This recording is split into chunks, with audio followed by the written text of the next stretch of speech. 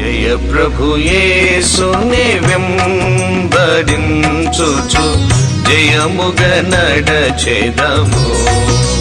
యేసుతో జయముగ వెడలెదము.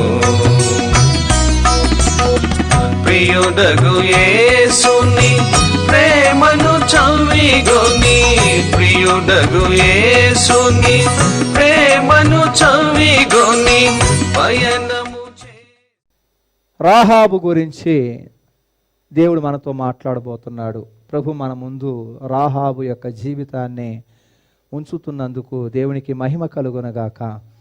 కాబట్టి మనం అందరం కూడా దేవుని యొక్క వాక్యాన్ని మనం విని గైకొని దేవుని యొక్క ఉద్దేశము బైబిల్లో ఉన్నటువంటి వారి యొక్క జీవితాలలో ఎలా ఉంది, అది ఎలా జరిగింది, అలా జరగటం వలన వాళ్ళ జీవితాలు ఎలా తేజరిల్లాయి అనేటటువంటిది మనం అంగీకరించి మనం కూడా నీతిమంతులను పోలి, పరిశుద్ధులను పోలి, వారి కుటుంబాలను పోలి మన జీవితాన్ని, మన కుటుంబాన్ని కట్టుకొనటానికి ప్రభువు మనతో మాట్లాడుతూ ఉన్నాడన్న ఆయన ఉద్దేశాన్ని మనం మర్చిపోవద్దు. కాబట్టి రాహాబు గురించి బైబిల్లో ఉన్నటువంటి కొన్ని విషయాలను పరిశుద్ధాత్మ దేవుడి సహాయముతో మనం అందరం కూడా ముందుకు వెళ్దాం. అందరం కూడా శ్రద్ధగా దేవుని మాటలు విందాం. రాహాబు గురించి మనం ప్రాముఖ్యమైనటువంటి విషయాలను మనం తెలుసుకోబోతున్నాం. దేవుని వాక్యం చెబుతుంది, దేవుడు అడిగినటువంటి వాటికంటే, ఊహించినటువంటి వాటికంటే అత్యధికమైనటువంటి ధారాళంగా ఆయన మనకిస్తాడు అని వాగ్దానం ఉంది బైబిల్లో. ఈ వాగ్దానము నెరవేరింది. ఎలా నెరవేరింది? ఎందుకు నెరవేరింది? నెరవేరబడటానికి గల కారణాలేంటి? రాహాబుకేనా ఈ వాగ్దానం సొంతం, మనకు కాదా అని అంటే మన అందరి సొత్తే. ఊహించనటువంటి అద్వితీయమైనటువంటి మేలులు, ఉపకారం దేవుని నుండి పొందింది రాహాబు. ఇలా మనం కూడా రాహాబు వలె అడిగి పొందుకోవాలి, ఊహించినటువంటి వాటి కంటే గొప్ప మేలులు పొందుకోవాలి అని దేవుడు రాహాబు జీవితాన్ని మన ముందు ఉంచబోతున్నాడు. కాబట్టి ఇదేదో ఒక స్టోరీ విన్నట్టుగా మనం వినకూడదు.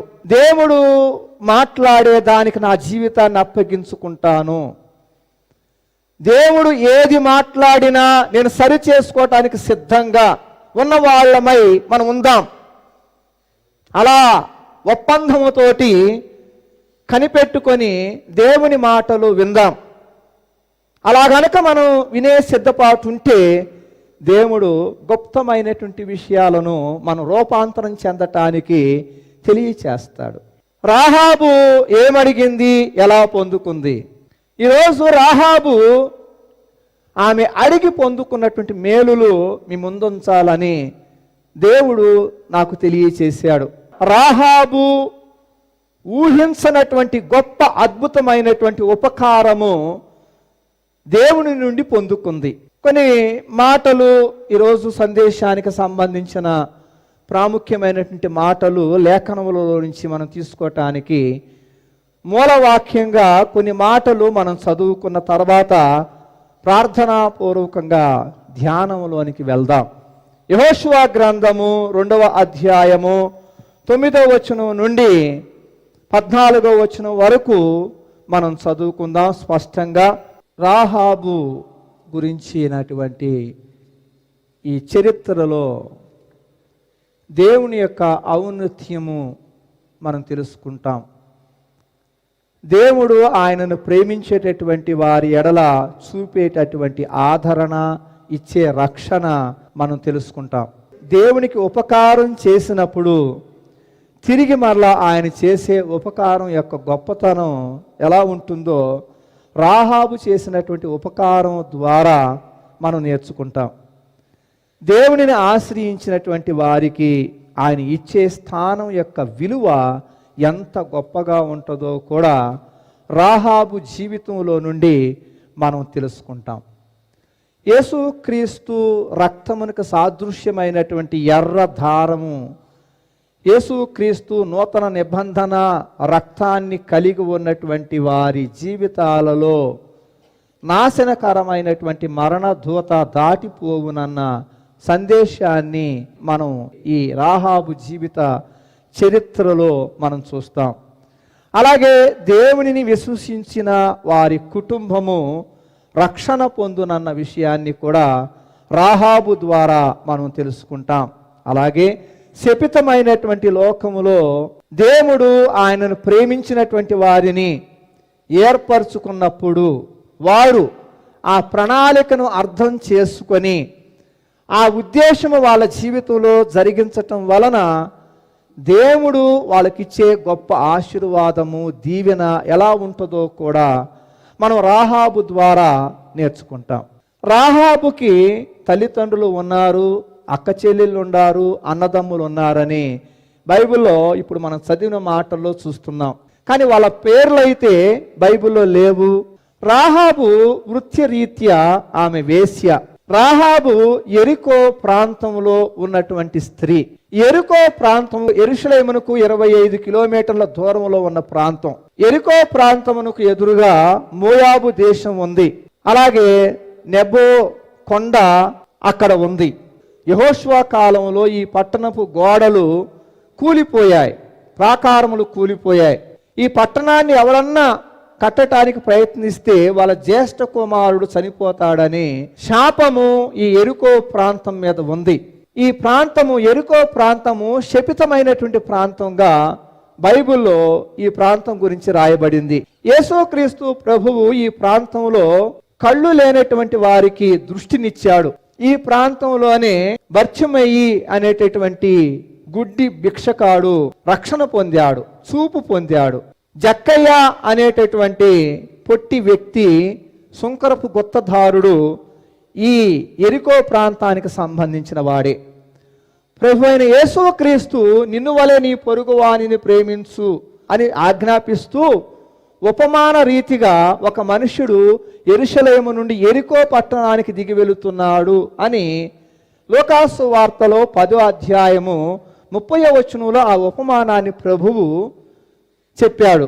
ఒక మనిషి యెరూషలేము నుండి యెరికో పట్టణానికి వెళుతున్నాడు అంటే దిగి వెళుతున్నాడు.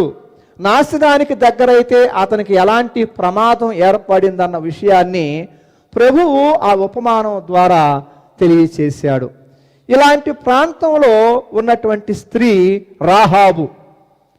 రాహాబు ఉన్నటువంటి ఆ కాలములో యెరికో పట్టణము చాలా ప్రాముఖ్యమైనటువంటి పట్టణము, బాగా వ్యాపారం కలిగినటువంటి పట్టణము. నలు ప్రాంతాల నుండి ఆ ప్రాంతమునకు వర్తకులు వచ్చేవాళ్ళు, వ్యాపారస్తులు వచ్చి అక్కడ వ్యాపారాన్ని వాళ్ళు చేసి తర్వాత వాళ్ళు వెళ్ళేవాళ్ళు. ఒక వ్యాపారం చేయటానికి ప్రముఖమైనటువంటి కేంద్రంగా యెరికో పట్టణం ఉండేది. ఈ యెరికోకు ఉన్నటువంటి గోడలు, ఆ పట్టణానికి చుట్టూ ఉన్నటువంటి గోడలు, ఆ గోడల మీద ఒక చిన్న గ్రామము నిర్మించుకోగలిగినటువంటి విశాలత కలిగినటువంటి బలమైన ప్రాకారం కలిగినటువంటి ప్రాంతము ఈ యెరికో ప్రాంతము. యెహోషువ కాలములో బోరలు 7 రోజులు ఊదినప్పుడు ఈ ప్రాకారములు కూలిపోయినట్టుగా మనం చరిత్రలో మనం చూస్తూ ఉన్నాం. ఇలాంటి ప్రాంతములో వ్యాపారస్తులు ఎవరైతే వ్యాపారం చేయటానికి వస్తూ ఉండేవాళ్ళో ఈ ప్రాకారం మీద వేశ్య వృత్తి కలిగిన వాళ్ళు, తర్వాత సత్రములు కలిగినటువంటి వాళ్ళు నిర్మాణం చేసుకొని ఉండేవాళ్ళు. ఈ వ్యాపారం చేసుకొని కొన్ని దినాలు ఈ పట్టణంలో ఉండేవారు ఎవరైతే ఉంటారో వాళ్ళు ఈ సత్రములలో బాస చేసేవాళ్ళు. ఈ ప్రాంతపు ప్రాకారము మీద సత్రము కలిగినటువంటి యజమానురాలు రాహాబు. ఈమెను గురించి బైబిల్లో ప్రస్తావించిన సందర్భం అంతా కూడా రాహాబు వేశ్య అని రాయబడి ఉన్నది. ఒక వేశ్య వృత్తి కలిగినటువంటి స్త్రీ బైబిల్లో నీతిమంతుల స్థానంలో ఉంది. ఈమె రక్షించబడింది, ఈమె కుటుంబాన్ని రక్షించుకుంది. కాబట్టి ఒక వేశ్య వృత్తిరీత్యా ఆ వ్యాపారం కలిగినటువంటి స్త్రీకి ఇంత గొప్ప స్థానం ఉండటానికి గల కారణం ఏమిటి అనే విషయాలను దేవుడు తన పిల్లలకి తెలియచేయటానికి ఆయన కృప, ఆయనను ఆశ్రయించిన వాళ్ళు ఎంత ఘోర పాపి అయినా సరే వాళ్ళు రక్షించబడతారు. ఆయన ఆజ్ఞలను గైకొని ఆయన ఉద్దేశాలను ఎవరి జీవితములలోనైతే జరిగిస్తారో వాళ్ళకు ఉన్నత స్థానం ఉంటుంది అనే సందేశాన్ని రాహాబు ద్వారా ప్రపంచానికి ఇవ్వటానికి యెహోషువ కాలంలో జరిగినటువంటి ఈ చరిత్రను దేవుడు మనకుంచాడు. అందును బట్టి దేవుడికి మహిమ కలుగునుగాక. కాబట్టి పెంటకుప్ప మీద నుండి దరిద్రులను లేవనెత్తి దేవుడు తన ప్రధానుల మధ్య వాళ్ళ సింహాసనం మీద కూర్చుండబెట్టును అని వాక్యంలో మనం చూస్తున్నాం. కాబట్టి ఎవరు ఏ స్థితిలో ఎంత ఘోర పాపము కలిగి ఉన్నప్పటికీ కూడా దేవుడిని ఆశ్రయిస్తే దేవుడు వారికి ఒక ఉన్నత స్థానాన్ని ఇస్తాడు. ఆయనను వెంబడిస్తే ఆయన హెచ్చిస్తాడు. ఆయనను తన వారి హృదయాలలో నిలుపుకుంటే ఆయన ఘనతనిస్తాడు అన్న విషయాన్ని, ఆ సందేశాన్ని రాహాబు ద్వారా మనం పొందుకుంటున్నాం. కాబట్టి ఈ దిన సందేశంలో బైబిల్లో రాహాబు గురించి చెప్పిన సాక్ష్యం అనే విషయాలు మనం చూద్దాం. తర్వాత దేవుని గురించి విని గ్రహించి నమ్మి క్రియతో ఆమె చేసిన పనేమిటి అనే సందేశాన్ని కూడా మనం విందాం. తర్వాత ఆమె దేవుని గురించి విని పని చేసినటువంటి దాని ఫలితము ఏం పొందుకుంది, ఆమె ఏమడిగింది, అడగకుండానే దేవుడు ఏమిచ్చాడు అనేది కూడా మనం ఈరోజు దేవుని యొక్క లేఖనము ద్వారా మనం చూడబోతా ఉన్నాం. కాబట్టి మనం దేవుణ్ణి ప్రేమిద్దాం, దేవుని ఆజ్ఞలను గైకొందాం. దేవుని యొక్క ఉద్దేశము మన అందరి జీవితాలలో చాలా గొప్ప ఉద్దేశం ఉన్నది. రాహాబు జీవితంలో ఈ ఉద్దేశం ఉంది. మన జీవితాలలో కూడా ఖచ్చితంగా ఒక ప్రణాళిక, ఉద్దేశం ఉన్నది. కాబట్టే దేవుడు మన ఆయుష్ని దినదినము పొడిగిస్తూ ఉన్నాడు. దేవుడు మనకు కావలసినటువంటి జీవవాయువుని ఇస్తున్నాడు. మనం ఉండటానికి వసతి, తినటానికి ఆహారము, సమస్తము కూడా దేవుడు ఎందుకు ఇస్తున్నాడంటే మన జీవితాలలో దేవుడు ఏదైతే ఉద్దేశించి ఉన్న సంగతి, ఆలోచన, ప్రణాళిక ఉన్నదో అది జరగాలని. రాహాబు జీవితంలో ఆ దేవుని సంకల్పం జరగటం వలన ఆమె పరిశుద్ధ గ్రంథములో ఉన్నత స్థానములో, అంటే నీతిమంతుల యొక్క జాబితాలో కనబడతా ఉంది. దేవుడు పక్షపాతి కాదు. ఎవరైతే ఆయన ప్రణాళికను విని తెలుసుకొని అంగీకరించి ఆ ప్రకారంగా జీవిస్తారో వారిని కూడా దేవుడు ఉన్నత స్థానములో ఉంచుతాడు. కాబట్టి మనం దేవుని యొక్క ప్రేమను ఎరిగి ఆయన సంకల్పాలను తెలుసుకుందాం. బైబిల్లో రాహాబు గురించి రాయబడినటువంటి మాటలు లేదా రాహాబు గురించి బైబిల్ ఇస్తున్న సాక్ష్యం, పరిశుద్ధాత్మ దేవుడు తన యొక్క లేఖనము ద్వారా రాహాబు గురించి ఎలాంటి సాక్ష్యం ఇస్తున్నాడో మన లేఖనాలలో, దేవుని యొక్క వాక్యములో మనం చూద్దాం. దయచేసి మొట్టమొదటిగా రాహాబు అబ్రహాముతో పోల్చబడి క్రియాత్మకమైనటువంటి నీతిమంతురాలిగా బైబిల్లో సాక్ష్యం పొందింది. చూడండి దయచేసి యాకోబు పత్రిక 2వ అధ్యాయము 25వ వచనం చదువుకుందాం. క్రియల మూలముగా నీతిమంతురాలని ఎంచబడెను కదా అని ఇక్కడ ప్రశ్న. అంటే ఇక్కడ మనం ఏం చూస్తున్నామనంటే 25వ వచనం ప్రారంభము అటువలనే అని ఉంది. అటువలనే అంటే ఆ అటువలనే అనే మాట మనం అర్థం చేసుకోవాలంటే 24వ వచనంలో మనుషుడు విశ్వాస మూలమున మాత్రం కాక క్రియల మూలమున నీతిమంతుడని ఎంచబడునని అనే మాట మనం చూస్తూ ఉన్నాం. ఈ మాట బైబిల్లో ఎందుకు రాయబడి ఉన్నది అని అంటే అబ్రహామును గురించి, అబ్రహాము యొక్క విశ్వాసమును గురించి, విశ్వాసమునకు తగినటువంటి క్రియ అబ్రహాము కలిగి ఉన్నటువంటి దానిని బట్టి పరిశుద్ధాత్మ దేవుడు యాకోబు ద్వారా తన సందేశాన్ని ఇస్తూ అబ్రహాము గురించి వివరిస్తున్నటువంటి ఈ వివరణలో రాహాబు గురించి పెట్టాడనంటే ఎంత గొప్ప సంగతో చూడండి. అంటే ఇలా అనుకోవాలి, ఒక ముఖ్యమంత్రి పక్కన మీరు కూర్చుంటే ఎలా ఉంటుంది? ఒక ప్రధానమంత్రి పక్కన కూర్చుంటే ఎలా ఉంటది? లేదా ఒక ప్రధానమంత్రి పేరు పక్కన మీ పేరు రాస్తే ఎలా ఉంటది? ఒక వేశ్య వృత్తి కలిగినటువంటి రాహాబు అబ్రహాము తర్వాత, అంటే అబ్రహామును గురించి మాట్లాడుతున్నటువంటి సందర్భంలో ఆమె పేరు ఉండటము చాలా గొప్ప ఘనత. కాబట్టి ఎందుకు అబ్రహాము గురించి మాట్లాడుతున్నటువంటి సందర్భములో రాహాబు గురించి రాయబడి ఉన్నది అని అంటే, ఆమె క్రియ ద్వారా నీతిమంతురాలిగా తీర్పు పొందింది. కాబట్టి విశ్వాసము క్రియాత్మకమై ఉండాలి అన్న సందేశాన్ని పరిశుద్ధాత్మ దేవుడు తన భక్తులకి తెలియచేసేటటువంటి ఆలోచనలో రాహాబును గురించి సాక్ష్యం చెబుతున్నాడు దేవుడు. రాహాబు ఆమె విశ్వాసము క్రియతో కూడినది అని రాహాబు గురించి పరిశుద్ధాత్మ దేవుడు మొదటిగా ఆయన సాక్ష్యం చెబుతున్నాడు. అసలు ఎందుకు, ఏం క్రియ అనేది మనం త్వరలో వినబోతా ఉంటున్నాం. ప్రియులారా, రెండో మాట బైబిల్లో రాహాబు గురించి రాయబడినటువంటి సాక్ష్యం హెబ్రీయులకు రాసిన పత్రిక 11వ అధ్యాయము 31వ వచనం. అవిధేయులతో పాటు నశింపకపోయెను. అవిధేయులతో పాటు నశించిపోయినటువంటి అవిధేయురాలు కాదు రాహాబు అని పరిశుద్ధాత్మ దేవుడు తన లేఖనం ద్వారా రాహాబు గురించి చెప్తున్నారు. అవిధేయులు దేవుని ఉగ్రత గురించి ప్రకటించినప్పుడు లోబడినటువంటి వాళ్ళు ఉన్నారే, ఆ లోబడినటువంటి వారిలాగా ఈ స్త్రీ లేదు. లోబడినటువంటి వాళ్ళు నశించిపోయారు. నశించిపోయినటువంటి స్త్రీ కాదు రాహాబు అని దేవుడు రాహాబు గురించి సాక్ష్యం చెబుతున్నాడు. అంటే రాహాబు ఆమె వేశ్య అయినప్పటికీ కూడా బైబిల్లో ఆమె గురించి రాయబడ్డప్పుడల్లా రాహాబు వేశ్య అని రాయబడినటువంటి మాట అయినప్పటికీ కూడా ఈమెను గురించి బైబిల్లో నీతిమంతుల యొక్క జాబితాలో, విశ్వాస వీరుల యొక్క పట్టికలో ఈమె పేరు దేవుడు ఉంచటానికి, ఈమెను గురించి మాట్లాడటానికి గల కారణం ఏమిటంటే, దేవుడు మాట్లాడినప్పుడు, దేవుడు తన సామర్థ్యాన్ని ప్రపంచానికి కనపరిచినప్పుడు భయభక్తులు లేక అవిధేయతతో నశించిపోయినటువంటి జనాంగములో ఈమె లేదు అని దేవుడు తెలియచేస్తూ ఉంటున్నాడు. గమనించాలి, జాగ్రత్తగా మీరు దేవుని మాటలు వినాలని ప్రభువు పేరట మిమ్మల్ని బ్రతిమలాడుకుంటూ ఉంటున్నాను.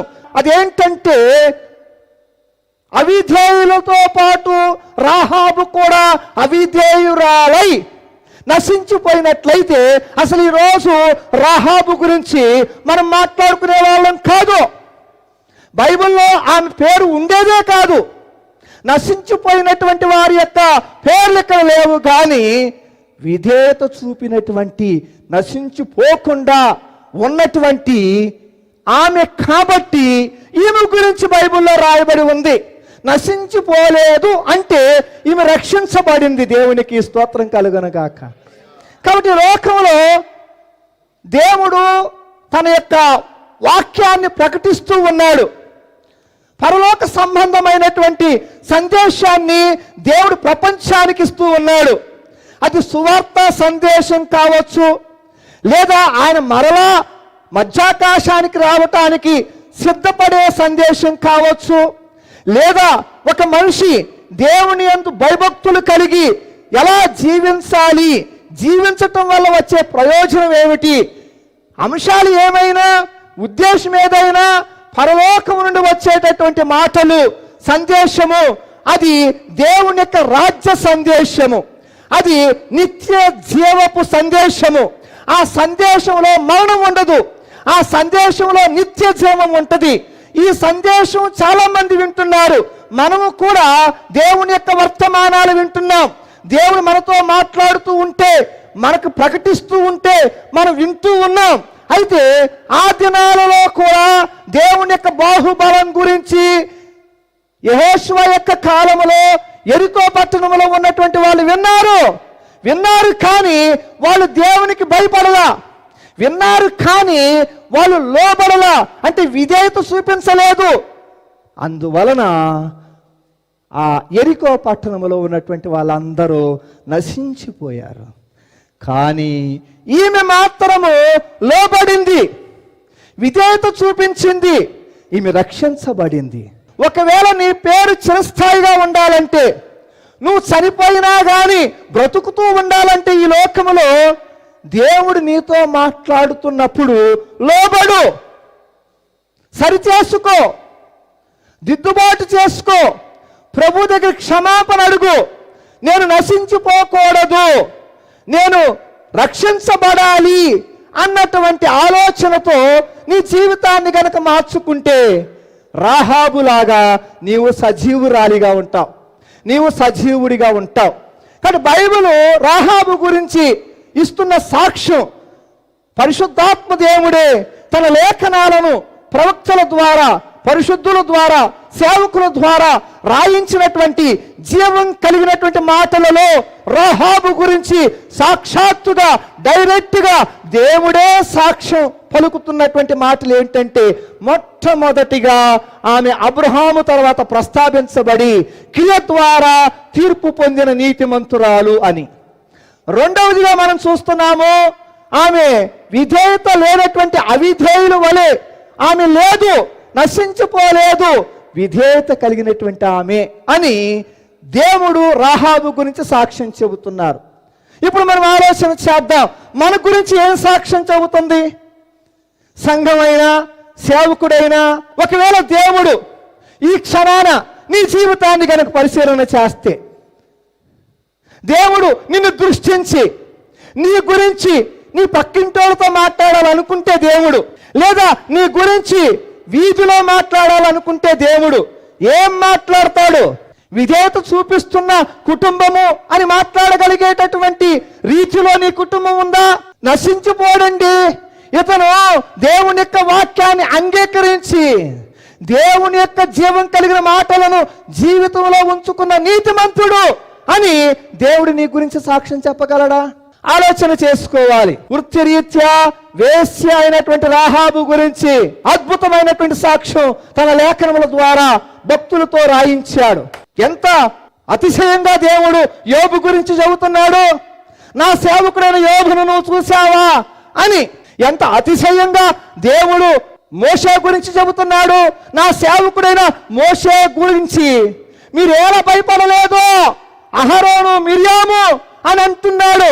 నా ఇల్లంతటిలో నమ్మకమైన వాడు యేసు క్రీస్తు ప్రభువుని గురించి పరలోకమందున తండ్రి ఇచ్చిన సాక్ష్యం ఏమిటంటే, ఈయన నా ప్రియ కుమారుడు, ఈయన మాట మీరు వినండి.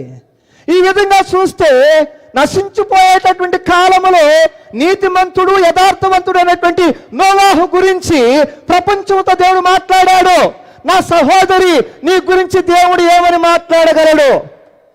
నా తమ్ముడు, దేవుడు నీ గురించి ఏమని మాట్లాడగలడు? ఈ రాత్రికాల సమయమునందు దేవుడు మాట్లాడగలిగేటటువంటి ప్రవర్తనతో కూడిన మెటీరియల్ నీ దగ్గర ఉందా? వృత్తిరీత్యా వేస్తేనా కానీ ఆమె చూడండి ఎంత గొప్ప సాక్ష్యాన్ని దేవుని యొక్క సంపాదించగలిగిందో. ఈ లోకంలో చాలా మంది ధనాన్ని సమకూర్చుకోవడానికి ప్రయాసపడుతున్నారు, నగలను సమకూర్చుకోవడానికి ప్రయాసపడుతున్నారు, ఆస్తి పాస్తులను సమకూర్చుకోవడానికి ప్రయాసపడుతూ ఉంటున్నారు. దేవుని జీవం కలిగిన సంఘంలో ఒక మంచి సాక్ష్యాన్ని స్థాపించుకుందాం అనే యోచన లేని బుద్ధిహీనులుగా ఉంటున్నారు. దేవుడు నా గురించి అతిశయంగా ఒక మోషే గురించి చెప్పుకునే విధంగా నేను ఉండాలి అన్నటువంటి రీతిలో జీవించాలన్న కోరిక నశించిపోతా ఉంటుందండి. లేరు జనాలు అలాంటి వాళ్ళు. మనమైతే ఎలా ఉన్నాం? మన గురించి అయితే దేవుడు ఎలా చెప్పగలిగే రీతిలో మన యొక్క విశ్వాస స్కేల్ ఏ లెవెల్లో ఉంది? పలుమారు దేవుడు మనతో మాట్లాడుతూ రాలేదా? ఎన్ని సందేశాలు మనం విన్నాం. ప్రతి సందేశానికి మన జీవితాన్ని అప్పగించుకొని రూపాంతరం చెంది దేవుని యొక్క బల అని అనిపించుకోగలిగేటటువంటి రీతిలో మన యొక్క జీవితం ఉందా?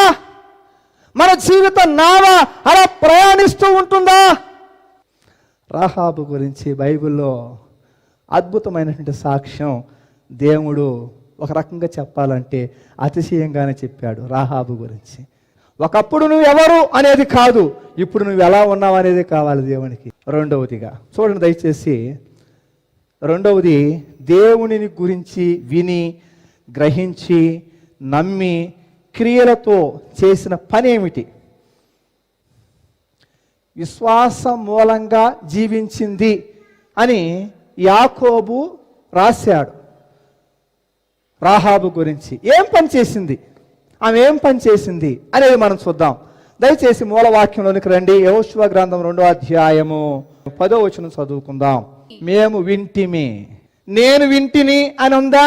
మేము వింటిమి అని ఉందా? బహువచనం.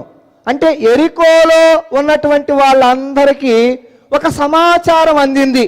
ఏంటంటే ఐగుప్తు దేశంలో ఉన్నటువంటి ఇశ్రాయేలీలు అనేటటువంటి ఒక పెద్ద జనము, వాళ్ళని ఐగుప్తు బానిసత్వంలో నుండి విడిపించింది దేవుడేనంట. వాళ్ళు ఐగుప్తు దేశమును దాటిన తర్వాత వాళ్ళు సముద్రంలో గుండా వెళ్తుంటే సముద్రం 2 పాయలు అయ్యిందంట. నీళ్లు రాసులలాగా నిలబడ్డాయి. ఆరిన నేల మీద వాళ్ళు నడిచారంట. దేవుడంట వాళ్ళ మధ్య ఉన్నాడు. ఈ విధంగా ఎరికో ప్రాంతంలో ఉన్నటువంటి వాళ్ళందరూ కూడా ఒకరికొకరు చెప్పుకుంటూ ఉన్నారు. దేవుని గురించి, దేవుడు చేసిన కార్యములను గురించి, దేవుని యొక్క బాహు బలము ఎంత గొప్పదో ఎరికో ప్రాంతంలో ఉన్నటువంటి వాళ్ళందరూ కూడా చెప్పుకుంటుంటే ఈమె వింది. Praise the lord. దేవునికి మహిమ కలుగునగాక. దేవుని యొక్క వాక్యం ద్వారా మీరందరూ ఆస్వాదించబడ్డారని నమ్ముతున్నాను.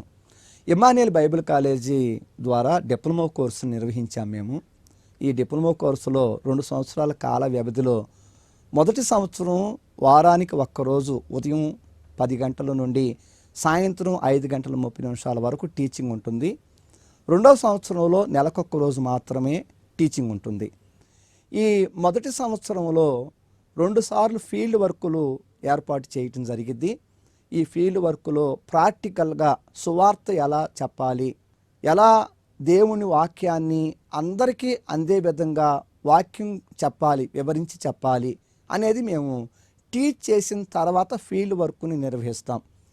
ఈ టీచింగ్లో సువార్త ఎలా చెప్పాలి, ఒక కొత్త ప్రాంతంలో దేవుని సంఘాన్ని ఎలా ప్రారంభించాలి, దేవుని సంఘం ప్రారంభించబడిన తర్వాత వచ్చే సమస్యలను ఎలా ఎదుర్కోవాలి, సంఘమును ఎలా అభివృద్ధి చేయాలి, ఈ విధంగా అపోస్తలుల కార్యములో సంఘ స్థాపన అపోస్తలుల ద్వారా దేవుడు ఏ విధంగానైతే సంఘాన్ని ఆయన స్థాపించాడో పరిశుద్ధాత్మ కార్యాలతో ఈ అపోస్తలుల కార్యమును గురించి బోధించటం జరిగిద్ది.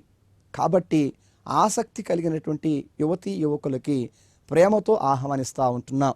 ఎలాంటి రుసుము లేదు, ఉచితంగానే మేము ఈ శిక్షణ ఇస్తూ ఉన్నాం. ఎవరికైనా అకామిడేషన్ హాస్టల్ కావాలంటే బ్యాచిలర్స్ అయినటువంటి వాళ్ళకి హాస్టల్ సౌకర్యాన్ని కూడా మేము ఇస్తాం. ఈ స్క్రీన్ మీద మీకు కనబడుతున్నటువంటి ఈ ఫోన్ నెంబర్ని మీరు కలవండి. దీనికి సంబంధించిన వివరాలన్నీ కూడా మీరు తెలుసుకోవడానికి అవకాశంగా ఉంటుంది. కాబట్టి యవ్వనస్తులు, ఆసక్తి కలిగిన వాళ్ళు, దేవుని సేవ చేయాలి అన్నటువంటి కోరిక ఉన్నవాళ్ళు, ఏ మార్గం దొరకక ఎలా శిక్షణ పొందాలి, ఎలా సేవ చేయాలి అనే ప్రశ్నతో ఉన్నటువంటి వారు మమ్మల్ని సంప్రదించండి. మనమందరం కలిసి దేవుని సేవ చేద్దాం. దేవుడు మిమ్మలను మీ కుటుంబాలను దీవించునుగాక. Thank you. Praise the lord. శుభోదయం అనుదిన ఆహారం అనే ఈ ఆధ్యాత్మికమైన కార్యక్రమం కీర్తన గ్రంథ ధ్యానములు. ప్రతిరోజు ఉదయమునే మీరు నిద్ర మేలుకొనగానే మీ ముందు దేవుని యొక్క వాక్యం మీకోసం ఆత్మీయ ఆహారంగా సిద్ధంగా ఉండును. మా YouTube channel pastor Uma Joshua subscribe చేసుకోనండి, వినండి. మీరు ఆధ్యాత్మికంగా బలపడటానికి నా ప్రయాసము, నా ప్రార్థన. దేవుడు మిమ్మలను మీ కుటుంబాలను దీవించునుగాక. ప్రభుపాద సేవలో పాస్టర్ ఉమా జాషువా.